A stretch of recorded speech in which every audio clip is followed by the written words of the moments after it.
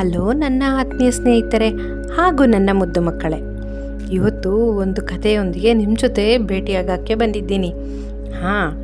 ಆ ಕಥೆಯಲ್ಲಿ ಒಬ್ಬ ಸಾಧು ಹೀಗೆ ತಪಸ್ ಮಾಡ್ತಾ ಕೂತಿದ್ರು. ಹಾಗೆ ಅವನ ಮುಂದೆ ಪ್ರತಿದಿನ ಒಬ್ಬ ಮರ ಕಡಿಯೋ, ಅಂದರೆ ಮರ ಕಡಿದ್ಬಿಟ್ಟು ಸೌದೆ ಮಾಡ್ತಾರಲ್ಲ ಆ ಥರ ಮಾಡೋನೊಬ್ಬ ಮರ ಕಟ್ ಮಾಡೋನು ಪ್ರತಿದಿನ ಬಂದು ಮರನ ಕಟ್ ಮಾಡ್ಕೊಂಡು ಹೋಗ್ತಾ ಇದ್ದ. ಅವನ ದಿನ ಕೆಲಸದ ಅದೇ ಆಗಿತ್ತು. ಆಗ ಒಮ್ಮೆ ಅವನನ್ನು ಸಾಧು ತಡೆದು ನಿಲ್ಲಿಸಿ, ಅಯ್ಯೋ ದಡ್ಡ, ತಡಿ, ನಿನಗೆ ಒಳಗಡೆ ಕಾಡು ಒಳಗಡೆ ಹೋಗ್ತಾ ನಿನಗೆ ಇನ್ನೂ ಒಳ್ಳೆಯ ಚಂದನದ ಮರ ಸಿಗುತ್ತೆ, ಅದನ್ನು ನೋಡಿ ನೀನು ತಗೊಂಡ್ರೆ ಕಟ್ ಮಾಡಿದರೆ ನಿನ್ಗೆ ವ್ಯಾಪಾರ ಚೆನ್ನಾಗಾಗುತ್ತಲ್ವಾ, ನಿಂಗೆ ಲಾಭ ಸಿಗುತ್ತಲ್ವಾ ಅಂತ ಅಂದರು. ಅದನ್ನು ಕೇಳ್ಕೊಂಡ ಈ ಮರ ಕಟ್ ಮಾಡೋನು ಒಳಗಡೆ ಕಾಡು ಒಳಗಡೆ ಹೋದ. ಮರನೂ ಸಿಕ್ತು. ಮತ್ತೆ ಒಂದು ವಾರ ಬಿಟ್ಕೊಂಡು ಬಂದ. ಹೀಗೆ ಅವನಿಗೆ ಚೆನ್ನಾಗಿ ಲಾಭ ಆಗ್ತಿರೋದ್ರಿಂದ ಒಂದು ವಾರ ಬಿಟ್ಟು ಬರ್ತಾ ಇದ್ದ.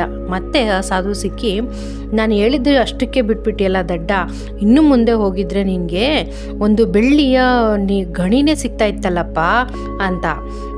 ಹೌದಾ ಅಂತ ಹುಡುಕೊಂಡೋದ ಆ ಮರ ಕಟ್ ಮಾಡೋನು. ಮತ್ತು ಇದ್ದು ಬೆಳ್ಳಿಯ ಗಣಿನೂ ಸಿಕ್ತು. ಅದನ್ನು ನೋಡಿ ತುಂಬ ಆಶ್ಚರ್ಯ ಆಯಿತು.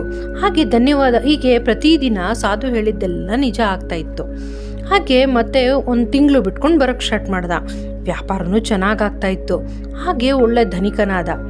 ಹಾಗೇನು ಸ್ವಲ್ಪ ದಿನ ಬಿಟ್ಕೊಂಡು ಬಂದಾಗ ಆ ಸಾಧು ಹೇಳ್ದ, ಅಯ್ಯೋ ದಡ್ಡ, ಇನ್ನೂ ಸ್ವಲ್ಪ ಒಳಗೆ ಹೋಗಿದ್ರೆ ನಿನಗೆ ಚಿನ್ನದ ಗಣಿನೇ ಸಿಕ್ತಿತ್ತಲ್ಲ ಅಂತ. ಹೌದಾ ಅಂತ ಅಂದ್ಬಿಟ್ಟು ಮತ್ತೆ ಅವ್ರು ಹೇಳಿದ ಥರನೇ ಮತ್ತೆ ಕಾಡಿನೊಳಗೆ ಹೋದ. ಅವನಿಗೆ ಚಿನ್ನದ ಗಣಿ ನಿಜವಾಗ್ಲೂ ಸಿಕ್ತು. ಈ ಬಾರಿ ಸಾಧು ಏನು ಮಾಡ್ದ, ಮತ್ತೆ ಕರೆದ್ಬಿಟ್ಟು, ಅಯ್ಯೋ ದಡ್ಡ, ಇನ್ನೊಂದು ಸ್ವಲ್ಪ ಒಳಗೆ ಹೋಗಿದ್ರೆ ನಿನಗೆ ವಜ್ರದ ಗಣಿನೇ ಸಿಗ್ತಾ ಇತ್ತಲ್ಲ ಅಂತ. ಸರಿ, ಹೌದಾ, ನೋಡೇ ಬಿಡೋಣ ಅಂತ ಅಂದ್ಬಿಟ್ಟು ಮತ್ತೆ ಹೋದ. ಮತ್ತೆ ಸಿಕ್ತು. ಅವ್ನು ಹೇಳಿದ ಪ್ರತಿ ವಿಷಯನೂ ನಿಜ ಆಗ್ತಾಯಿತ್ತು. ಇದನ್ನು ತಿಳ್ಕೊಂಡಂತ ಇವನೇನು ಮಾಡ್ದ, ಮರ ಕಟ್ ಮಾಡೋನು ತುಂಬ ಅಗರ್ಭ ಶ್ರೀಮಂತನಾದ. ಒಂದು ವರ್ಷಗಳ ಕಾಲ ಬಿಟ್ಟು ಆ ಕಾಡಿಗೆ ಬಂದಾಗ ಸಾಧು ಹೇಳ್ದ, ಅಯ್ಯೋ ದಡ್ಡ, ಇನ್ನೂ ಸ್ವಲ್ಪ ಒಳಗಡೆ ಹೋಗಿದ್ರೆ ಇನ್ನೂ ಒಳ್ಳೆ ಬೆಲೆ ಬಾಳೋ ಸಿಗ್ತಾ ಇತ್ತಲ್ವಾ ಅಂತ. ಆಗ ಆ ಮರ ಕಟ್ ಮಾಡೋನಿಗೆ ಕೋಪ ಬಂತು.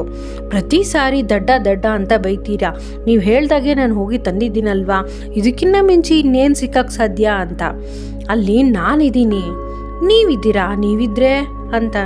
ನಾನಿದ್ದೀನಿ ಅಂದರೆ ಅಲ್ಲಿ ಒಡವೆ, ವಸ್ತು, ಸುಖ, ಅಗರ್ಭ ಶ್ರೀಮಂತಿಕೆಗಿನ್ನ ನನಗೆ ಮನುಷ್ಯನಿಗೆ ಬೇಕಾಗಿರೋ ಶಾಂತಿ, ನೆಮ್ಮದಿ ಅನ್ನೋದೆಲ್ಲ ಸಿಗತ್ತೆ ಅನ್ನೋ ನಾನಿದ್ದೀನಿ ಅಂತ. ಅವನಿಗೆ ಆವಾಗ ಅರ್ಥ ಆಯಿತು, ಈ ಎಲ್ಲ ಶ್ರೀಮಂತಿಕೆಗಿನ್ನ ಆ ನೆಮ್ಮದಿ, ಒಂದು ಸಮಾಧಾನ, ತಾಳ್ಮೆ ಅನ್ನೋದು ಬೇಕು ಅಂತ.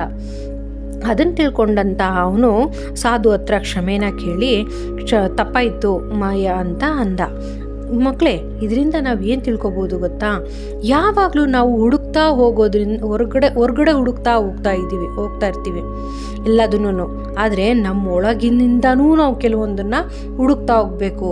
ಕೆಲವೊಂದು ಸಲ ಚೆನ್ನಾಗಿ ಓದಿದ್ವಿ, ಕೆಲಸ ಸಿಕ್ತು, ದುಡ್ಡು ಸಿಕ್ತು, ಎಲ್ಲ ಓಕೆ. ಆದರೆ ಒಳಗಡೆ ನಮಗೆ ನೆಮ್ಮದಿ ಸಿಕ್ಕಿದೆಯಾ, ಶಾಂತಿ ಸಿಕ್ಕಿದೆಯಾ, ನಮ್ಮ ಸುತ್ತಮುತ್ತ ಇರೋ ಜನಗಳಿಂದ ಎಲ್ಲರೂ ಖುಷಿಯಿಂದ ಇದ್ದಾರಾ ಅನ್ನೋದನ್ನು ನಾವು ಮರೆತು ಹೋಗ್ತೀವಿ ಅಲ್ವಾ? ಅದನ್ನು ಈ ಕತೆ ಸಾರಾಂಶ ಹೇಳೋಕೆ ಹೊರಟಿದೆ.